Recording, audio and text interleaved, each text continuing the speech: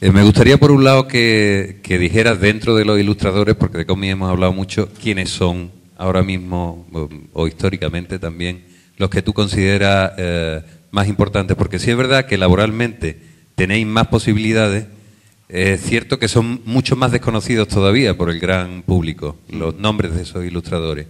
Y después me gustaría que hiciera una reflexión. Muchas veces de la música contada decimos lo mismo, es decir, parte de nuestra cultura, y por cultura entendemos quiénes somos, cómo nos hemos construido, nuestras emociones, viene a través de la música popular.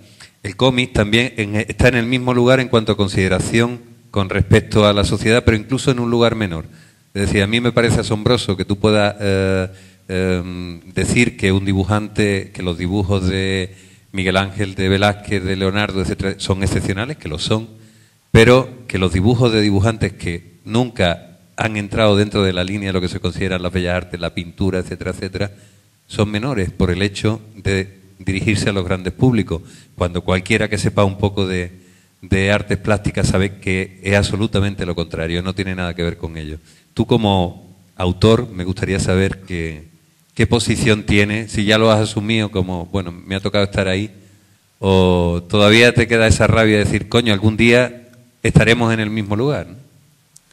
Bueno, verás, hay momentos en que a uno le da rabia que efectivamente la consideración social en general hacia el trabajo de los ilustradores o de los autores de cómic es muy escasa, ¿no?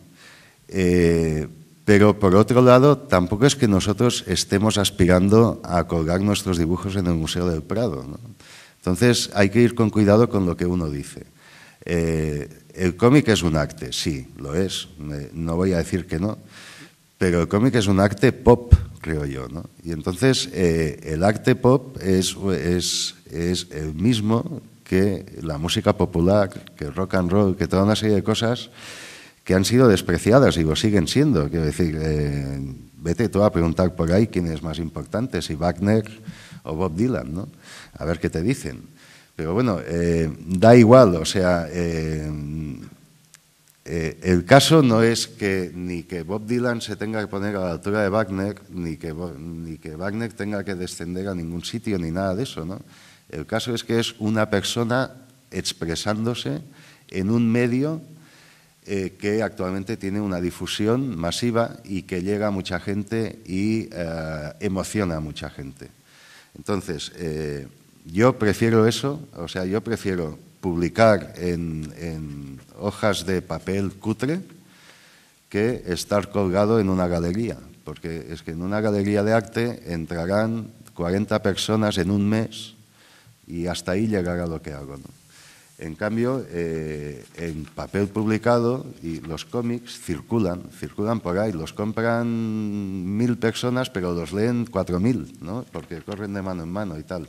Ahora eso cambia con Internet, ¿no? Pero bueno, yo creo que en cierto modo la analogía que estoy haciendo es válida. Es decir, sí, lo que yo estoy haciendo para mí es arte. Y cuando tengo que decirlo en público lo digo, pero también digo lo contrario. Es un arte popular que no tiene pretensiones de subirse a ningún pedestal, todo lo contrario. Yo me encuentro muy cómodo en un medio que es cercano, que está al alcance de todo el mundo y que sirve perfectamente a comunicar ideas, que en el fondo es lo que yo quiero, ¿no? Con respecto a los ilustradores, que... bueno, sí, no sé, te podría decir nombres, pero uno siempre se deja nombres por ahí. Es cierto que, por ejemplo, los ilustradores, en cierto modo, en cuanto a estrellato personal, están mucho peor que los autores de cómic. Al fin y al cabo, en el cómic hay un mundo de fans que hacen que sea muy parecido al de la música pop, ¿no? O sea, los autores tienen sus seguidores, ¿no? En cambio, en el mundo de la ilustración, no. ¿Por qué? Porque básicamente el mundo de la ilustración se circunscribe al libro infantil, sobre todo, y entonces ahí el niño nunca elige el libro, lo eligen los papás, pero los papás no se fijan en quién son los dibujos, nadie sabe. Los ilustradores de libros son bastante más anónimos que los dibujantes de cómic, ¿no?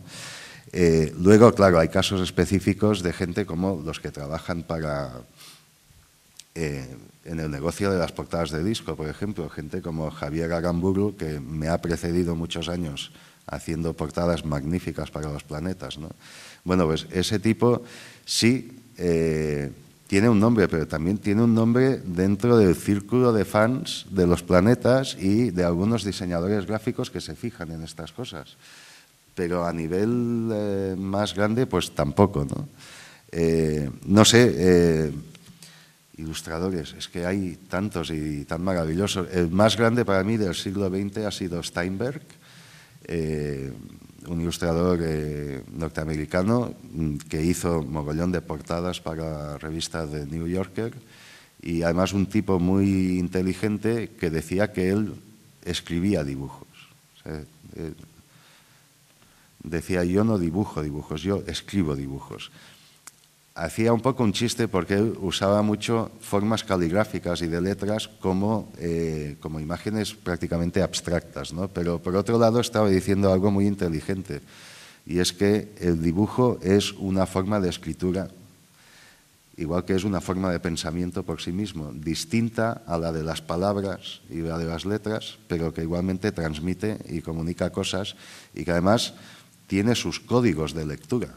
Es decir, ante un dibujo X, yo sé perfectamente, porque lo he hecho yo y sé cómo funciona, sé perfectamente por dónde va a ir el ojo de cada uno de vosotros en cuanto se pose en el dibujo, porque yo le he trazado ahí el itinerario que tiene que seguir el ojo para entender todo el dibujo, ¿no? Eso es un código de lectura, ¿no? Igual que en el mundo de la palabra escrita, pues tiene sus códigos de lectura también. ¿Hay alguna pregunta más? Sí.